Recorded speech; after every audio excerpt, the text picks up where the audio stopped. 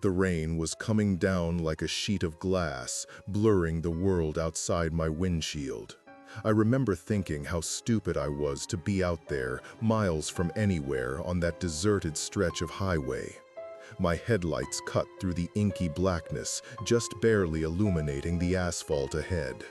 Then I saw her, standing by the side of the road, soaked to the bone, a lone figure silhouetted against the storm. My first instinct was to keep driving. Every horror movie cliché screamed at me to just hit the gas. But something, a flicker of empathy, or maybe just a profound sense of isolation, made me slow down. I pulled over, the gravel crunching under my tires, and unlocked the passenger door. She didn't say anything, just slid into the seat, bringing with her the smell of damp earth and something else. Something cold. That's when I felt it, a prickle on the back of my neck. I glanced in the rearview mirror, and for a split second, I thought I saw an empty seat. I snapped my head forward, my heart hammering against my ribs. My breath hitched.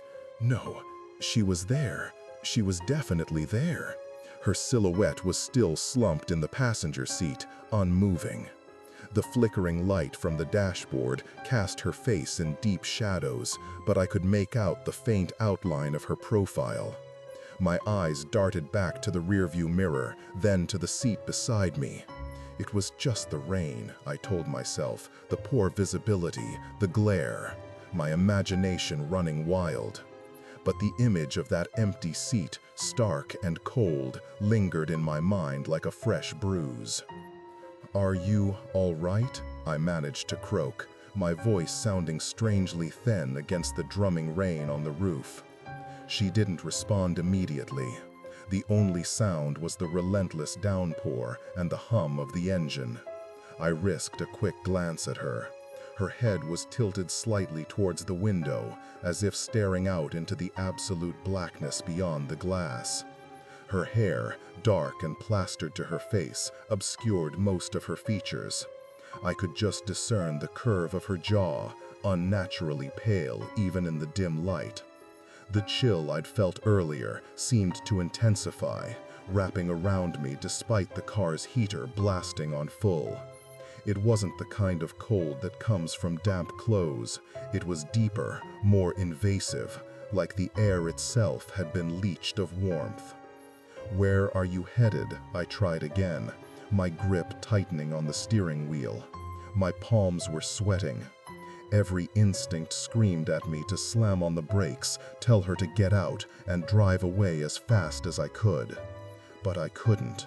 I was paralyzed, caught between the fear of what she might be and the irrational guilt of abandoning someone in this storm. A whisper, barely audible above the rain, finally answered me. It was so soft, so fragile, it was almost swallowed by the ambient noise. Just down the road. Down the road? That wasn't a destination. That was a non-answer, designed to keep me driving, keep me guessing. My blood ran cold, colder than the air in the car. I risked another glance, trying to catch her eyes, but she still hadn't moved her head. Her stillness was the most unnerving thing. No fidgeting, no shivers despite being soaked, no attempt to wipe the water from her face. She was a statue, a perfectly still, perfectly silent passenger. I cleared my throat, trying to sound normal, to banish the growing dread. "It's quite a storm. You must be freezing." Silence again. A heavy, suffocating silence that pressed in from all sides. I felt a desperate urge to fill it, to make noise, any noise, just to break the spell. My gaze drifted to the rearview mirror again, almost against my will. This time, I saw her reflection. Or rather, I saw the empty space where her reflection should have been. The passenger seat was clearly visible, illuminated by the faint glow of the dash, and it was utterly, undeniably, terrifyingly empty.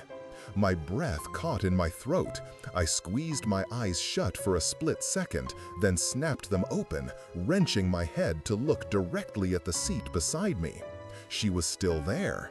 Her form was slumped just as before, a dark, unmoving mass. But when I looked back at the mirror, the seat was empty again. My mind reeled, trying to reconcile what I was seeing with what I knew to be impossible. The rain seemed to intensify, hammering a frantic rhythm against the windshield, mirroring the frantic beat of my own heart.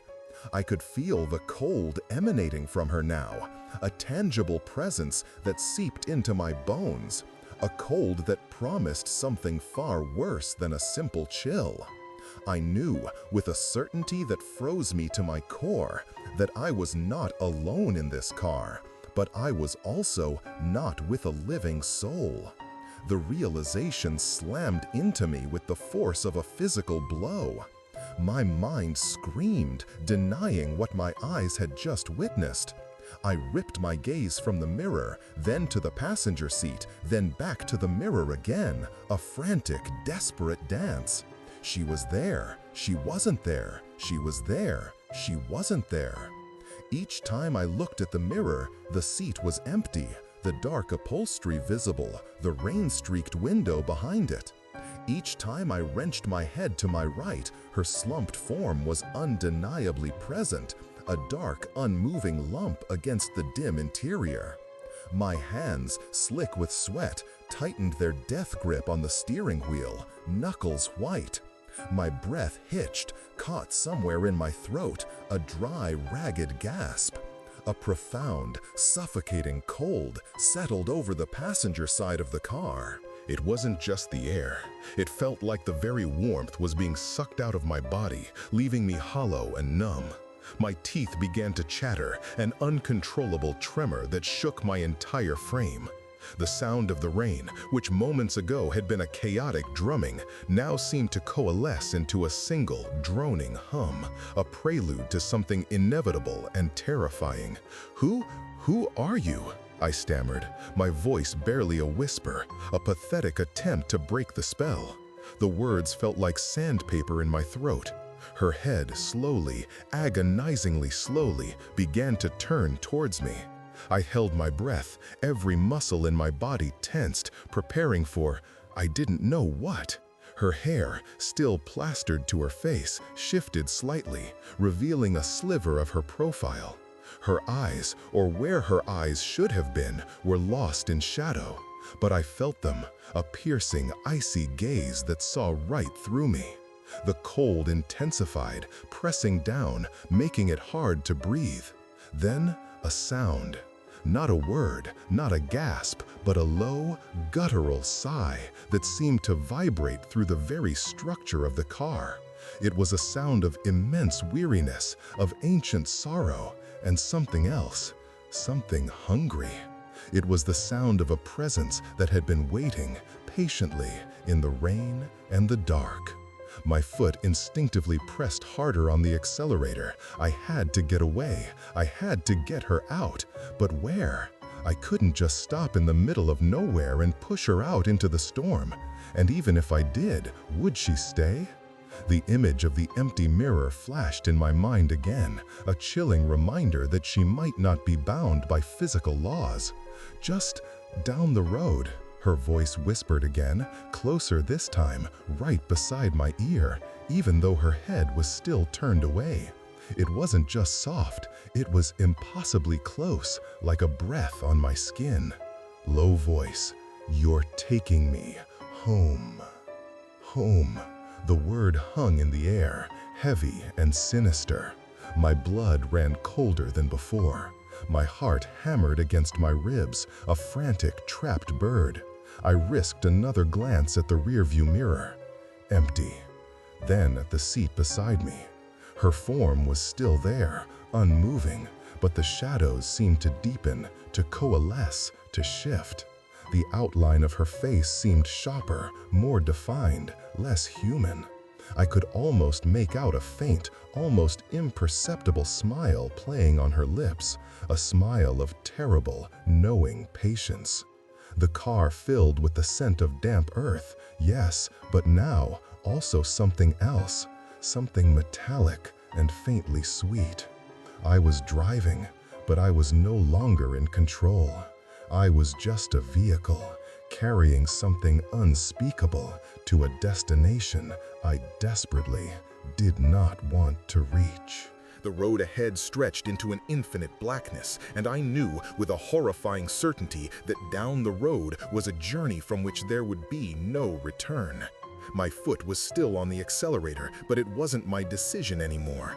It was as if an invisible hand had taken hold of my leg, pressing it down, urging the car faster and faster into the storm.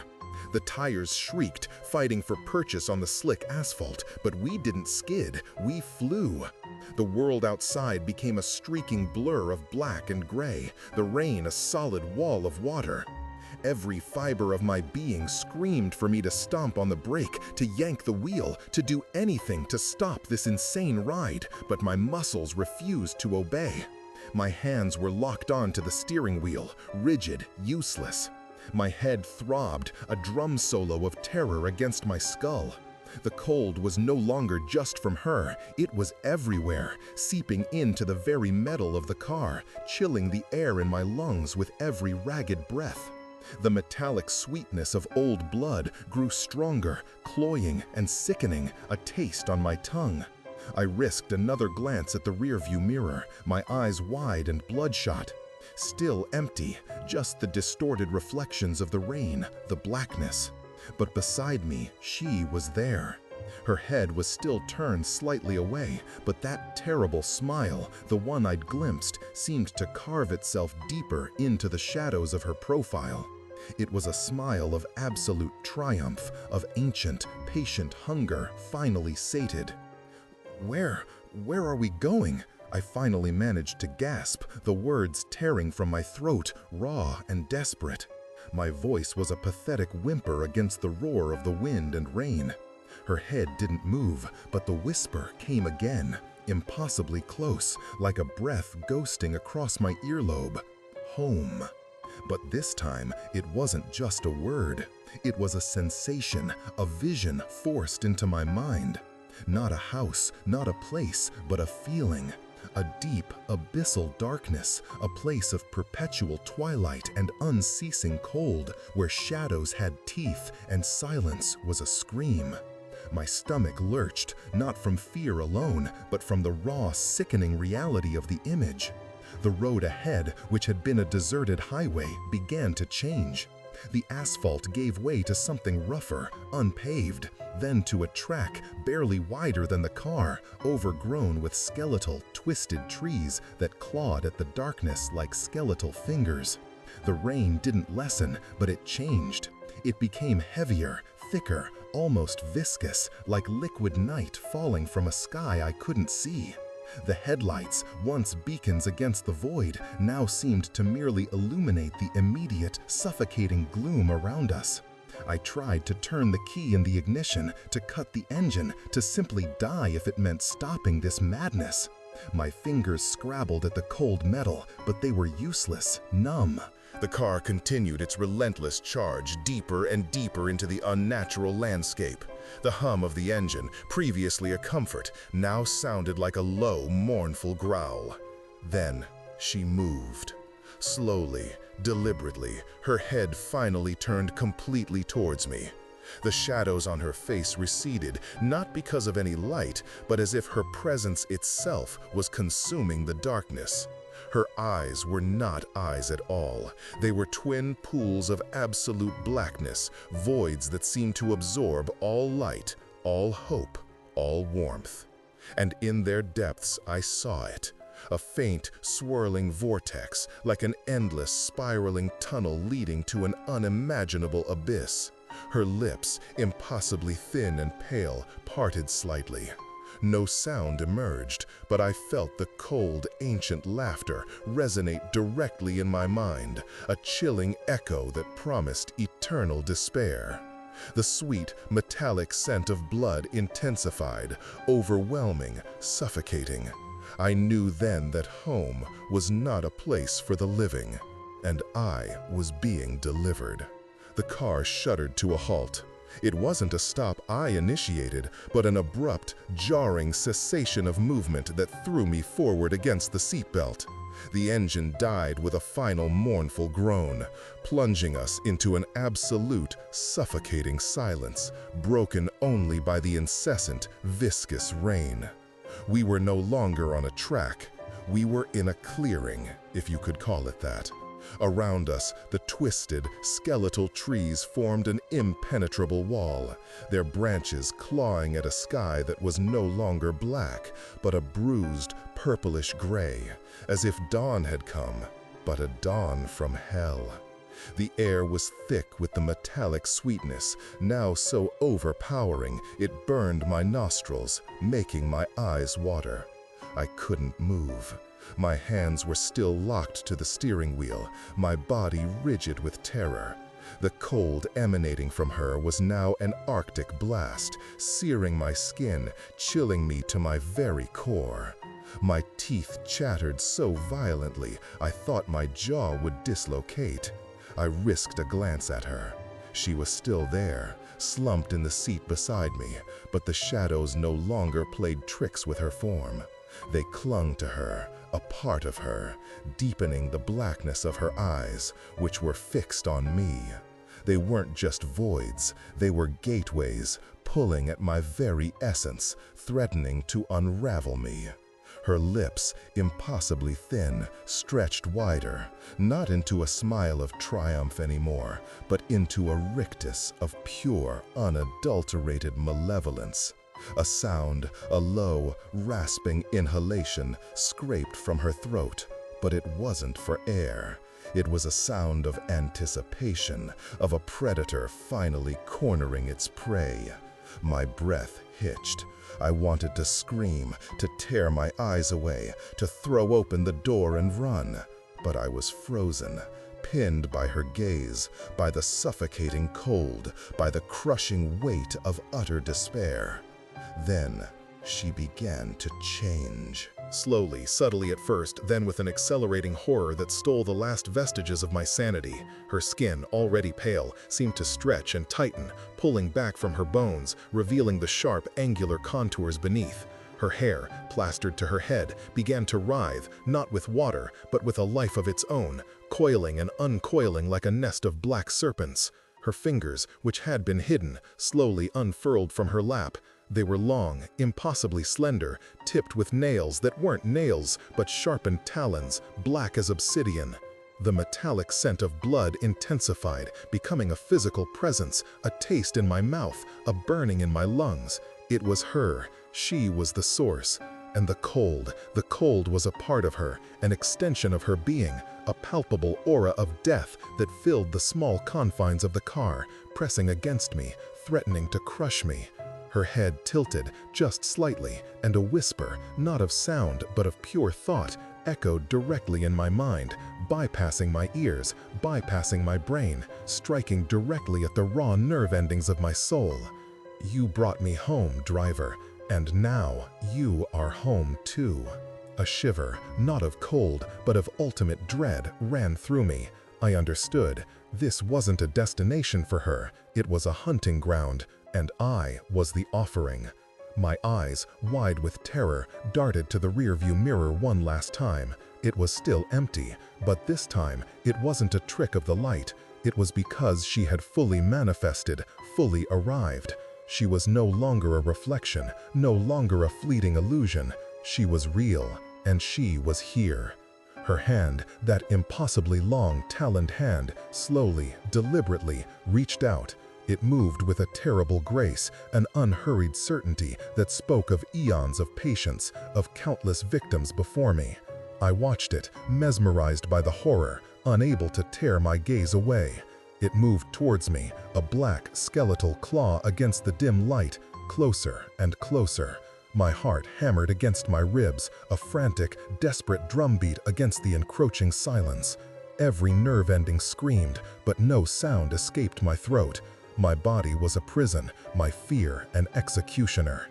The talons brushed against my cheek, cold as grave dust, sharp as razors. A thin line of warmth bloomed on my skin, followed by a searing pain. The metallic scent of blood exploded, and I realized it was my own. Her touch was not just cold, it was draining, sucking the warmth, the life, the very essence from me. I felt my strength ebb, my muscles go slack, my head lulled to the side, my eyes still fixed on her. Her face, now fully revealed, was a nightmare made flesh. The skin was taut, almost translucent, revealing the skull beneath. Her mouth, a gaping maw of impossible darkness, stretched wider, revealing not teeth, but a swirling vortex, identical to the ones I'd glimpsed in her eyes. It was an abyss, hungry and endless. And then she leaned in. Her ancient, chilling breath, smelling of damp earth and fresh blood, ghosted across my face. The whisper, louder this time, resonated deep within my bones. You are mine now. You will drive forever. The vortex in her mouth seemed to pull at me, a silent, irresistible force. I felt myself being drawn forward, my body a puppet on invisible strings. My vision blurred, the world around me fading into a kaleidoscope of purples and grays. The cold intensified, becoming an all-consuming void. I felt my consciousness, my very being stretched, pulled, torn apart. The last thing I saw, the last horrifying image burned into my retina, was her face, eyes like twin black holes, a smile of ancient, satisfied malice, and the abyssal maw opening wider, ready to swallow me whole. I was no longer seeing. I was being absorbed. I was no longer feeling. I was becoming the cold. I was no longer me. I was just a driver. And the road, the endless, dark, rain-slicked road, stretched out before me forever. The rain still falls. It always falls now. It hammers against the windshield, a ceaseless rhythm, a lullaby of despair. I am the car, and the car is me. We are one, bound to this endless stretch of road, always driving, never arriving. My hands are still on the wheel, rigid, cold. My foot still presses the accelerator, an eternal command. I am no longer just a driver. I am the driver, the one who carries the cold, the darkness, the hunger. Sometimes, in the periphery of my vision, I see her.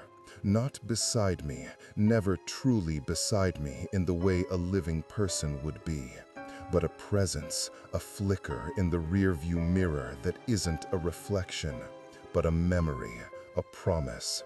She is the destination, the abyss, the reason for this eternal journey. And I am her conveyance. The cold, it's not just a feeling anymore. It's my essence. It seeps from me, into the car, into the road, into the very air. A chill that promises nothing but unending night. The metallic sweetness of blood still lingers, a taste I cannot escape, a reminder of the moment I became this. I pass other cars sometimes, their headlights piercing the gloom like distant, fleeting hopes. I see faces, blurred and indistinct, but they are alive, they are warm, and I wonder, as I drive past, if they see me, if they see the car, the lone figure at the wheel, the rain-streaked windows. Do they feel the sudden drop in temperature as I go by? Do they ever glimpse an empty passenger seat or a form that isn't there? This road, it goes on forever. And I will drive it forever. So, if you're ever out there on a deserted highway in the pouring rain and you see a car, a solitary figure just driving, keep your eyes on the road. Don't look too closely. And whatever you do, don't stop.